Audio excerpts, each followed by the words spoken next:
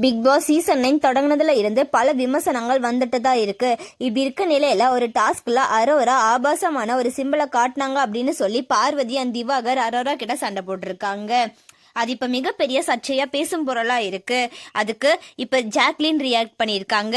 அதுல அவங்க என்ன சொல்லியிருக்காங்க அப்படின்னா, எதுக்கு ஒரு பொண்ணை கேரக்டர் அசாசினேஷன் பண்றாங்க, சே இன்றைய எபிசோட் மிகவும் ஏமாற்றமா இருந்துச்சு, நாட் கூல் அப்படின்னு சொல்லி ஷேர் பண்ணியிருந்தாங்க. அதை பார்த்த நிறைய பேர் ஜாக்லினுக்கு மெசேஜ் பண்ணியிருக்காங்க. அதுக்கு விளக்கம் சொல்ற விதத்துல ஜாக்லின் இந்த வீடியோவை ஷேர் பண்ணியிருக்காங்க. ஹாய் எல்லாருக்கும் வணக்கம்.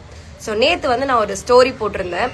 ஸோ எனக்கு இந்த கேம்ன்ற பேரில் மாற்றி ஒருத்தங்க கேரக்டர் அசாசினேட் பண்ணுறது எனக்கு பிடிக்கல. இதுக்கு முன்னாடியும் சரி இப்பயும் சரி அந்த மாதிரி ஒரு விஷயம் நடக்கும்போது நான் கேட்டிருக்கேன்.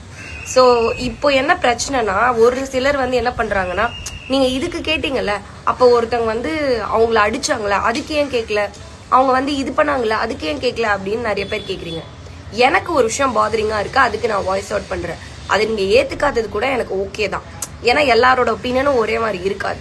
பட் ஆனா நீங்க அதை கேட்கல இதை கேட்கல அதை கேட்கல அப்படின்னா எனக்கு பிரச்சனையா இருக்கிறத நான் கேட்கறேன்.